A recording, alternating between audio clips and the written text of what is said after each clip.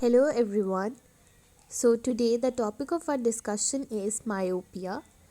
The other name of myopia is nearsightedness. This means that the patient is able to see near objects clearly as compared to the distant one.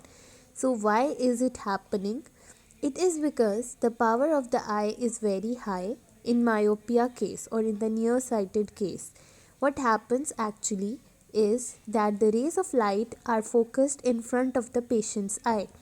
That is why the patient is unable to see the rays that are parallel and are coming from the distant object. Now, why is all this occurring? It is because of the more convergence ability of the eye. When the eyeball power will be increased, what will happen? That the more power will lead to the more convergence of the rays. That is why the rays will focus in front of the retina or they will converge before the time due to high power. So now what causes myopia? The number one reason can be that there is any elongation of the eyeball of the patient. It means that when the eyeball size increased or when the axial length is increased, it will cause the rays of light to focus in front of the retina. Number two reason can be that the cornea becomes steep. When the cornea becomes steep, the power of the eye will be increased and more convergence ability will cause the rays to focus in front of the retina.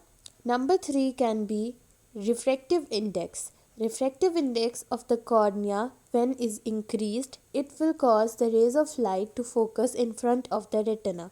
So this is how the rays of light are focused in front. So keeping the topic simple, we are going to discuss three basic types of myopia based on the etiology or the causes. So number one is the axial myopia.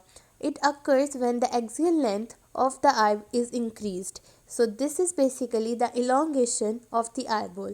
So when the eyeball gets elongate, it causes axial myopia. Number two is the curvatural myopia. It is when the curvature of the cornea is changed. So when the cornea becomes more steep, it will cause more convergence and thus the eye will focus the image in front of the retina. Number three is the index myopia, which is due to the refractive index of the cornea. So when the cornea's refractive index is increased, it will cause the rays to focus in front of retina. Thus, the patient will have the index myopia. So now, before moving to the ray diagram of the myopia, we are going to discuss the normal case. So this is an eyeball. When the rays of light are focused in the retina in normal cases, it is that the parallel rays of light will focus exactly onto the retina. So this is a normal case. It means that the rays of light are focusing on the retina. But what happens when the myopia occurs? Over here you should know that in myopia what happened that the parallel rays of light are focused in front of the retina. So here you can see that rays are focused in front. So now in axial myopia what happens? We have said that there is elongation of the eyeball.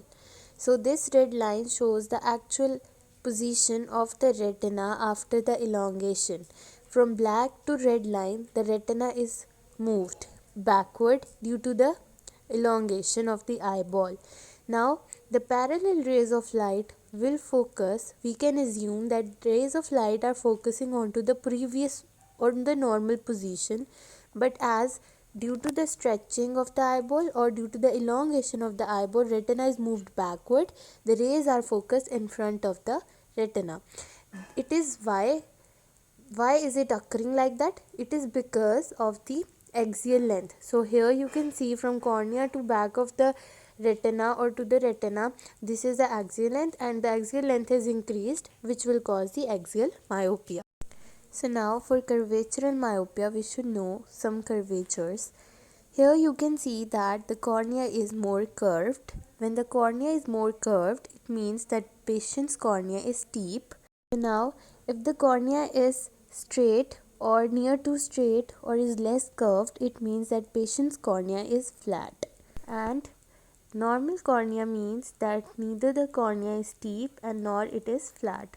So the cornea and curvature relation is that if the curvature of the cornea is increased, the steepness is decreased, and if the curvature of cornea is decreased, the steepness is increased.